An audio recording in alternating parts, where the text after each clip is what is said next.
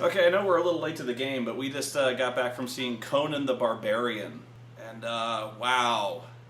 This was a tricky one because the word I heard was not good. Normally I don't listen to reviews or read any reviews before I go see a movie, but this is about about 4 days after it was released. So it was kind of unavoidable.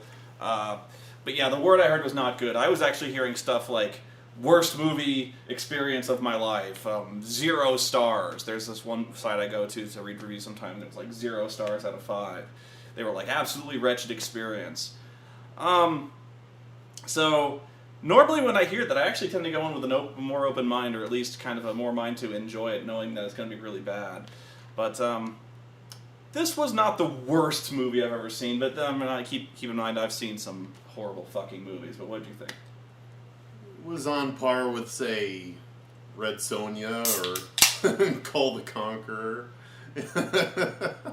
Yeah, honestly, yeah. I mean, they're bad, but they're cheesy and watchable. Certainly not great. Yeah, here's the thing I found with it was it started off really good. That's the funny thing is when it dealt with Conan's birth and his young life and as he was growing up and being trained to be a warrior and stuff like that, I thought that was actually very well done. And I don't think it had anything to do with the acting so much. You differ on me on this score. Where I thought the acting was fine all around. I've heard a lot of people bash on Jason Momoa, whatever how you pronounce his name as being Conan, but I'm skipping ahead a little bit. Ron Perlman as Conan's dad. This was fine.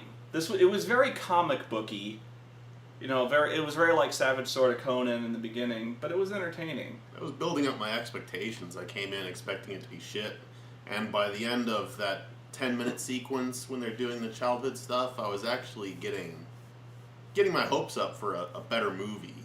And then as soon as the adult Conan came in is when it started going back downhill. It goes off a cliff pretty fast. I'm trying to think of the stuff I can describe.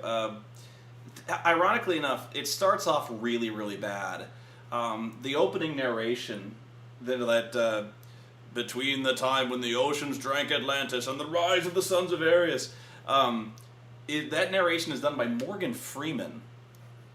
And Morgan Freeman, I'm not even kidding when I say that he is really one of the best, most talented voiceover actors in the history of voiceover acting.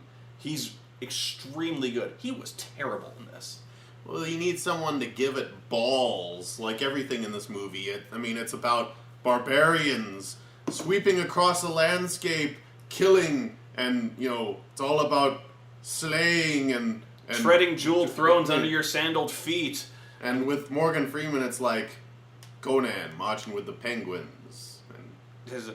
After the rise of the sons of Ares, Andy Dufresne crawled through a mile of shit in Samaria. And I don't know, it was really, his performance was very understated, very matter of fact, very un-Hyborian, you know what I mean? It was just, it really felt out. He was miscast, honestly. He didn't do a bad job so much as he was just radically miscast in this movie. It was very distracting. I'm not saying, Mako did a better job, but he was more fitting to the setting at the least.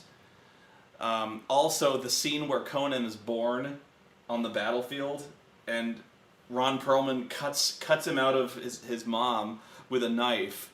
That was fucking ridiculous. That was funny.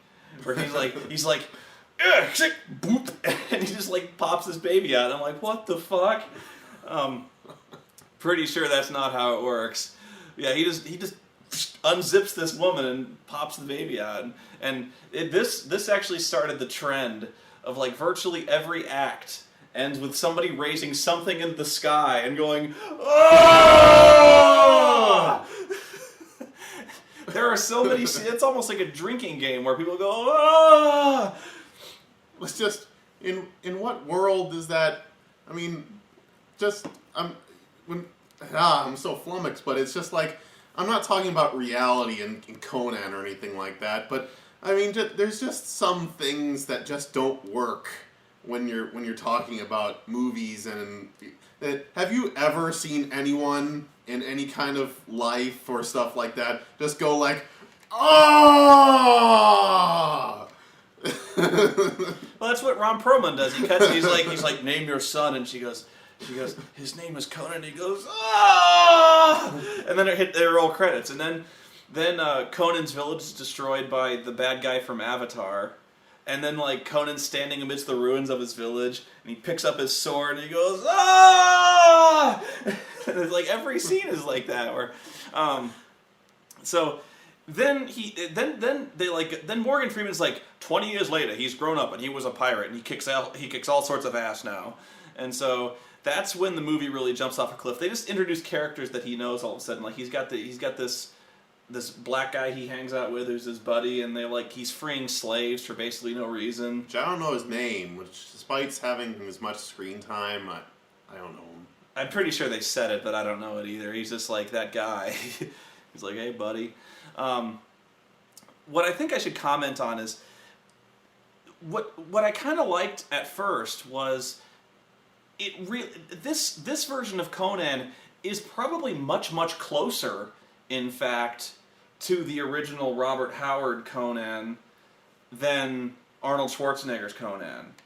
And I'm sure I'll get disagreements with that, but honestly, if you're a big fan of the Conan novels, the Schwarzenegger version of the movie, which I love, but if you're a big fan of the novels, again, which I kind of am, I can kind of separate that. But fans of the novels hate the Schwarzenegger Conan. Honestly, I think fans of the novels will like this version of Conan a little better. Just because this version of Conan is he's still pretty monosyllabic. He's not very conversational, but he's charming after a sense. You know what I mean? He's more of a roguish type guy than a brute. He actually is kind of a smart guy, instead of just being like the riddle of steel, that kind of idiot type. Really Schwarzenegger did kind of play Conan as a pretty big idiot. See, I've got a coworker who's a huge Conan fan. He's read novels. He's read every novel. I mean, I got him started on the subject of the Schwarzenegger movie, and he pretty much swore a god oath against me.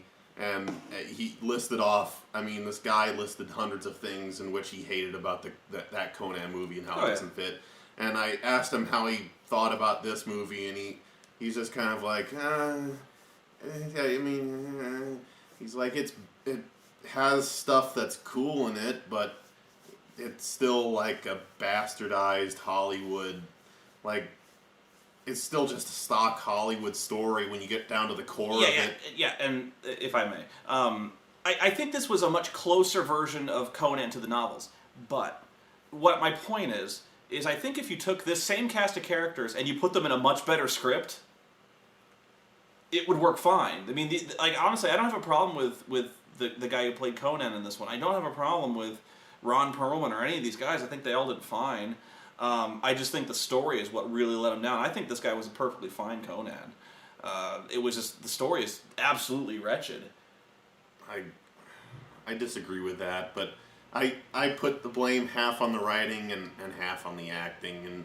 And I know, like, Schwarzenegger, we're talking about acting here, and I'm talking Schwarzenegger being better, but at least he was more charming and personable. I mean, he himself is a character, Schwarzenegger, whereas Momoa, he's always got this furrowed brow, and again with the writing, he's only got like 3-word lines, or he's always monosyllabic. He's just like, hey, kill. No man should live in chains. No man should live in chains.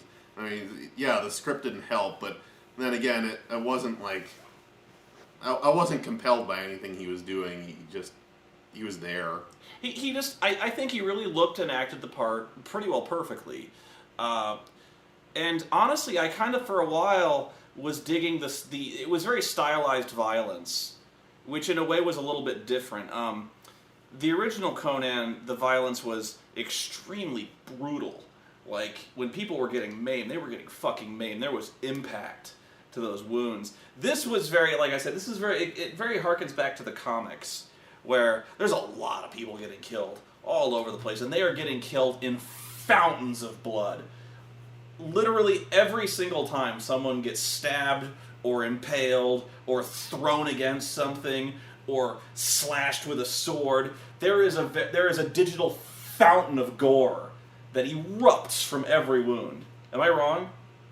It was bloodier, yeah. No. I mean, it's like it was almost like, in Japan, in a lot of Japanese movies and anime, when people get stabbed, there's like high pressure blood that sprays out. It was a lot like that. It wasn't quite the high pressure blood spray, but there was a lot of blood fountains that erupted from this shit. It was a lot gorier, a lot more cartoonishly gory in this version. And for a while, I was kind of digging that because I know where it's coming from. I actually have read Savage Sword of Conan, but the seams and the effects really started to show fast.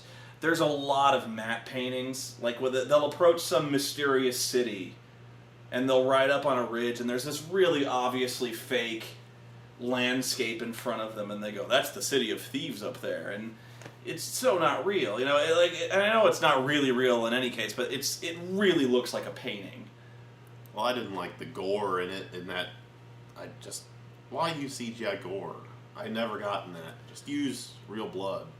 Because it looks like there were times when you'd see characters like splatted up against, like they'll hit a tree really hard. And they explode with blood. Or they'll hit a rock, and it's just like, it was like a Fruit Roll-Ups commercial where goo just splatters out from something. That's what I mean, is they just erupted in blood, like they were a pop zit, And it's more for comical effect, really, than any kind of shock value. Yeah. So the plot of this movie, you could basically write it on a bar napkin. It's basically a reboot, which I object to, and I usually object to reboots. But the bad guy from Avatar. There was an ancient empire called Acheron that had this mask that the mask could raise the dead. So they made it out of the bones of kings, and so this empire was huge, and they had these necromantic arts, and of course, some basically ripped straight out of Lord of the Rings. They fought the barbarian tribes, and this barbarian motherfucker hit the guy with the mask right in the face with a hammer, and the mask shatters into pieces. And so they're like, if these pieces are ever joined, whoever would wear this mask would become a god and lord over death. So all the various barbarian tribes took a piece of the mask and kept it safe so no man would ever become a dark god. And my first question was, why don't they just keep smashing it into like a million zillion pieces and then smoke it? They're like, oh, these 5 pieces, nobody will ever come for these. And of course, the bad guy from Avatar gets all the various pieces and puts them back together. So keep smashing it! You're barbarians. You got big motherfuckers with big fucking hammers. It's like, motherfuckers, smash the thing and roll it up and throw it in the air. Nobody will get that shit. But if that wasn't enough, there's like more. Because not only does he have the task of getting all pieces of the mask, but then he has to find a pure blood of a necromantic race, and then bring him to a certain place so that he can eventually... It's kind of like, what was the Pirates movie? Whatever it is. It's kind of like where you have to go to point A to point B to point C, and it all eventually leads to him resurrecting his dead wife, who was supposed to be this big witch, magician, necromancer, who's supposed to make everyone a god. And you got Tears of a Mermaid. Tears of a Mermaid. So that's the second thing. He gets all the pieces of the mask, and then he needs to get this woman and get her blood, which actually is a lot like Pirates, now that I think about it. You remember the first Pirates movie where he had to get the blood and put it on the coins, and then reverse the curse? That's Pirates, right? There's a lot that's inspired from other stuff. Most namely is Rose McGowan as the evil, I don't even know her name, the evil daughter, the witch daughter of the bad guy from Avatar. I think it's Stephen Lang. Yeah. Stephen Lang has this daughter, it's Rose McGowan, and she's this very vampy witch girl who dresses all slutty, and she, her big thing, the one thing everyone will notice is the Freddy Krueger hand. She's got these big claws on one hand, and she stabs people with them, and she slashes their face. And at first, I knew about the Freddy Krueger thing ahead of time, and I was like, you know what? Not everyone who has claws on the end of their hand is Freddy Krueger. I was like, maybe you're just kind of exaggerating. It's not necessarily Freddy Krueger. You can have blades on your hands. I don't care. So I'm watching her, and she's doing the thing with the claws, and I'm like, okay, she's evil. She has claws in her hands. I'm giving her the benefit of the doubt. And then comes the scene where she's chasing what's-her-name through the dungeons, and she starts scraping her blade fingers across the wall, and sparks are flying out, and this really horrible sound is coming through, and I'm like, oh, fuck you. I stood up for you. I was like, it's straight out of Nightmare on Elm Street. That fucking claws dragging across the wall. God damn it, I stuck up for this movie and it fucked me. I was trying to find good things in this movie and you didn't have to do that. Oh my god, she was terrible in this movie too, Rose McGowan. She was awful. They were all pretty, not all of them. Like, Stephen Lang even was pretty, honestly, he was miscast. Yeah. I didn't like him in this movie. He wasn't all that threatening. And again, it's hard for me to know how much is the actor's fault and how much is the script's fault, because honestly, not many actors could have made this good. Another thing that let me down a lot was, you remember, where this got really funny was, there was way too much of an emphasis on close-ups.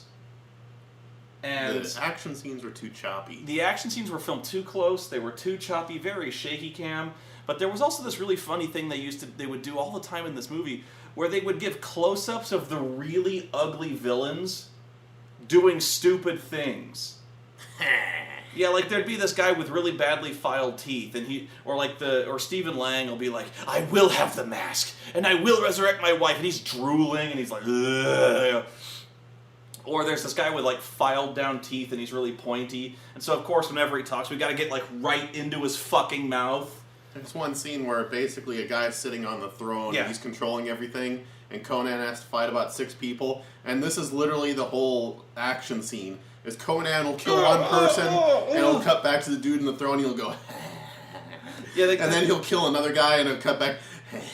but as the battle turns, though, he'll start killing more people, and there's tentacles flying out of the water, and all of a sudden he's getting mad. He's like, ah! But it's really close, so he's like, ah! So I just screamed right in your house there. But yeah, like it's really close to this guy's fucking ugly face, and every time he kills somebody, he pulls a like, ah! and God damn it! Like, it was like 6 or 7 times they did this with the really fucking close-up screams. Oh God! And I kept thinking about talking about comparisons. I kept thinking about what Conan the original got right, and compared to how this one got things wrong. Like, this movie, it started off well because it started developing Conan into this legendary figure, like with the child scene. It gave a situation where he was a legendary person, this mythical person that, in this boyhood rite of passage, he goes and he ends up killing like 6 of these Indians. That's 4, yeah. And that, he does this by himself, and, it gives him character. But then the rest of the movie, he doesn't have character. Like, nothing develops, nothing changes. Where you look in the original movie, you get a whole arc with Conan, where he starts off as this thief person who's out just for himself, for his own gratification, this really naive character, and then 2 snakes facing each other. He's really just out for himself, and then as the movie goes on, he gets more wise, he gets more skilled as a fighter, and he eventually becomes this warrior that he wants him to be. I mean, there's this whole arc through the movie. I mean, and it's cheesy, but it works. Whereas in this movie, Conan's just around. He's just hanging out. Nothing changes. He doesn't grow as a person. He doesn't become more wise. He doesn't have any problems he's got to face. I mean, yeah, he's out on this revenge mission, but there's no like personal challenges he's got to overcome. He's just stagnant through this whole movie. Well, yeah. What I liked about the first movie was, and you really notice it in this movie, is there's actually kind of a sense of escalation with the drama.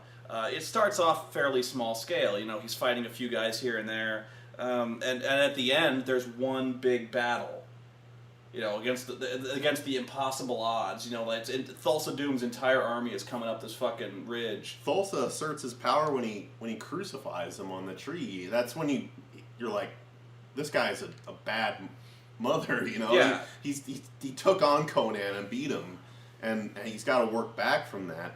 Whereas, yeah, Stephen Lang and Conan, it's just.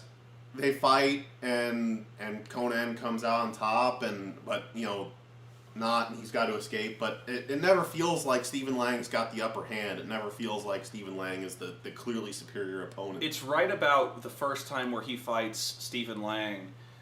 He has the woman, and he knows that Stephen Lang killed his father, so he's like, come to this place and come alone. So they meet, and that's exactly where the movie pretty much is irredeemably bad, because what happens then is he says, like, I've come for your head. And so the guy tells his daughter to kill him, and so she blows the dust, and then these sand warriors come up from the ground, and right there is when it becomes the Scorpion King. No, I'm not being funny, it really is bad. It's a really, really cheesy scene, and there's absolutely no drama to it at all, because from then on he's just fighting CG. It's crap. That scene is... Honestly, it should have been cut.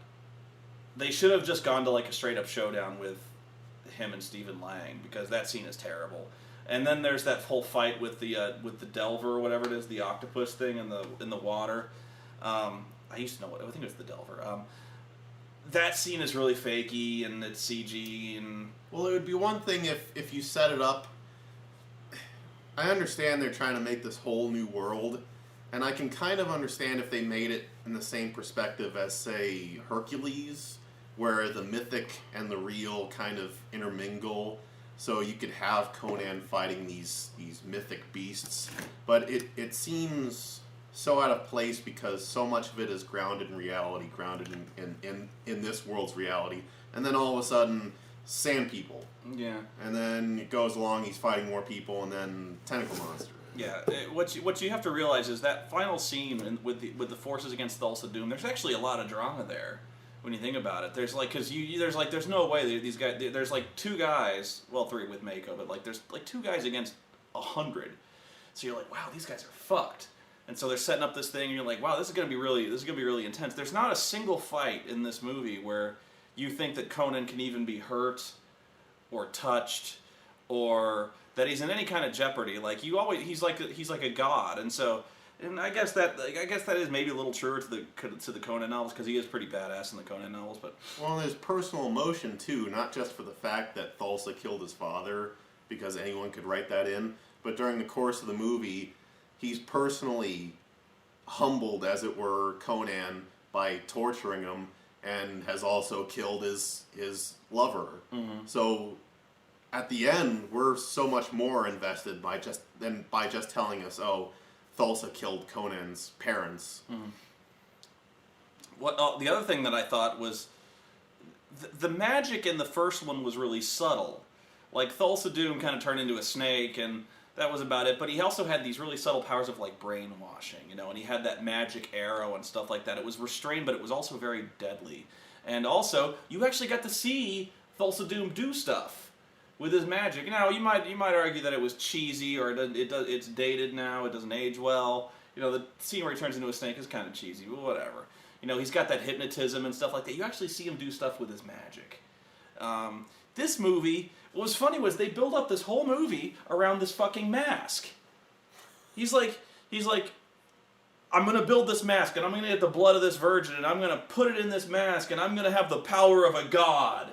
He's like, soon I will be a god. I don't know if we were pissing off the people in the theater, because by the end it was just hilarious, because... It was really funny. You're right. As it said, they build up this thing. It's like, when I get the mask and when I put it on, I'm going to be a fucking badass. I'm going to be a god. No one can touch me. I will have power over the dead. He puts the mask on, and Conan comes in, and he's like, oh shit! He's like, I will have power over the dead. Finally, this world is mine. And he puts the mask on, and he's like, yeah. And we're like openly mocking it in the theater, because he's getting his ass kicked by Conan, and we're all just going like, power of the gods, power of the gods. Conan comes running up these fucking stairs, and he's like, you, and they start sword fighting, and he's like, "Oh shit!" And this, like, Stephen Lang is on his heels the whole time. He's got this big fucking stupid thing on his head. He's like, "I'm a god, really? I have power over the dead. Oh shit! No, Ow, that hurts." No mortal man can touch me. Oh, not the face, not the face. Yeah, he's getting Conan's kicking his ass,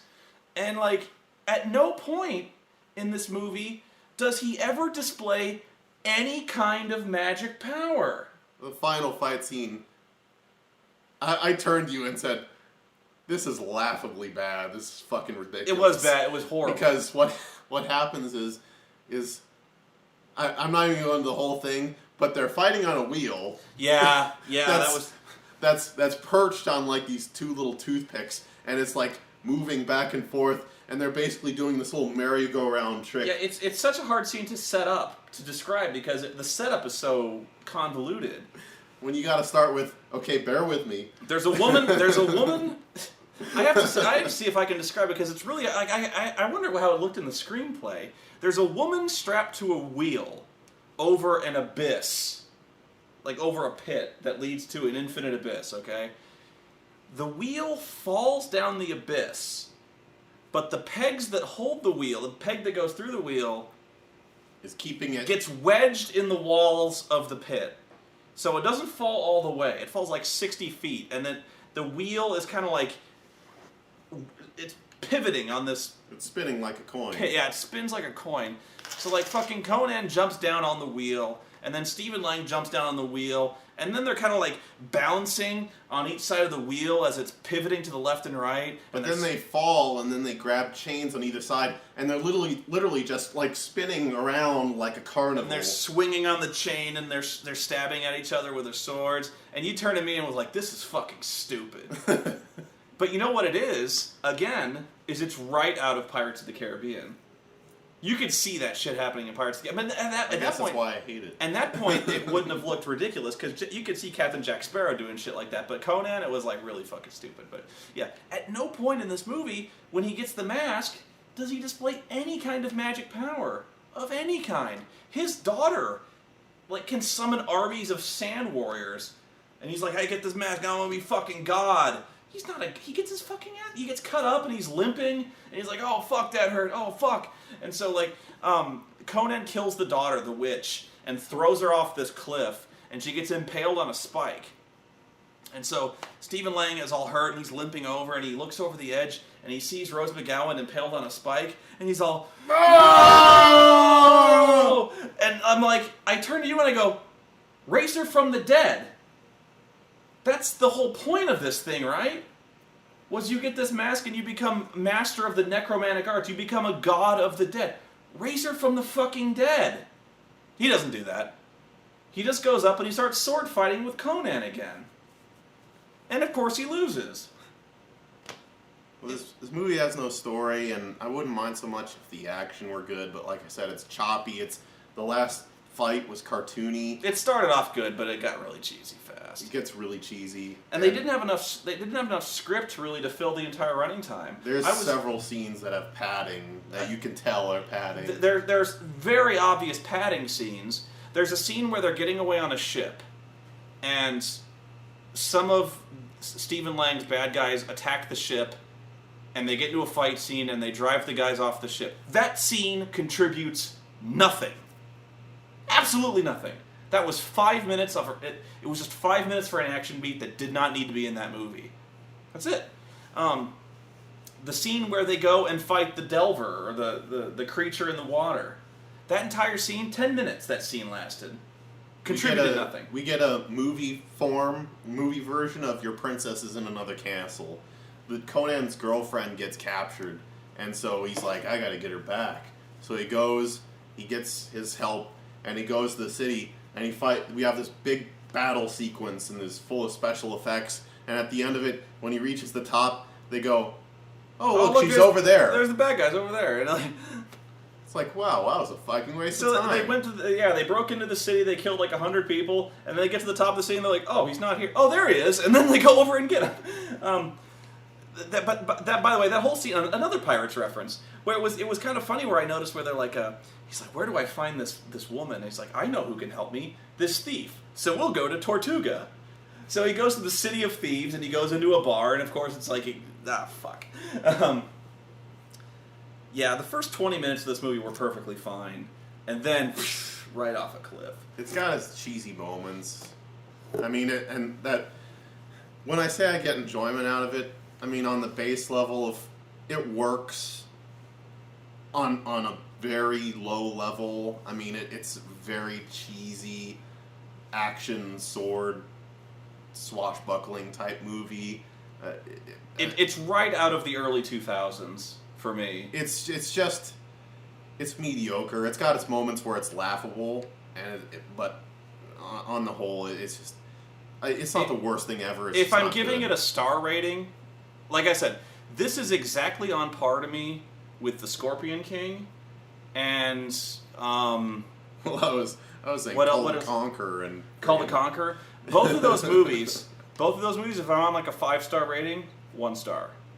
If I'm I don't ever star rate, but if I were to do it, like 1 star. It's not a 0-star movie because, like I said, the first act is fine. So I can't say there was nothing redeemable about this flick. There's things that was like the first act was fine. I actually thought Jason Momoa was fine. Even Ron Perlman's role was perfectly fine. I thought everyone else was pretty badly miscast, and Rose McGowan was chewing scenery like there was no tomorrow.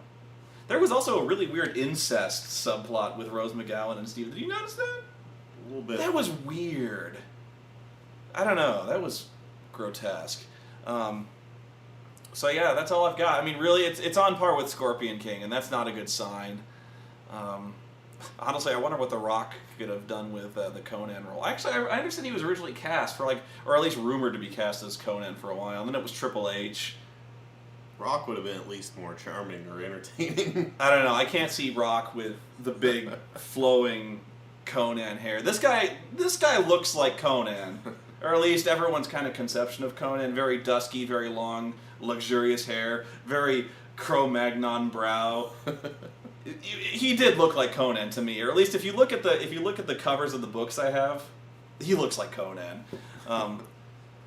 Yeah, that's anything. Final words on that one? No. Would you recommend you go see this movie if you're a Conan fan? Like, if any variety, No. if you're a fan of the comics, books? No, you wouldn't recommend it? I mean, maybe check it out if you're curious. Better or worse than Conan the Destroyer? No, it's worse than Destroyer. Yeah, I think it's worse than Destroyer too, because Destroyer was really, really bad, but it was funny. Enough talk. Yeah. King King. Okay, that's all we got for here. So thank you, Miles. Until next time, we're out.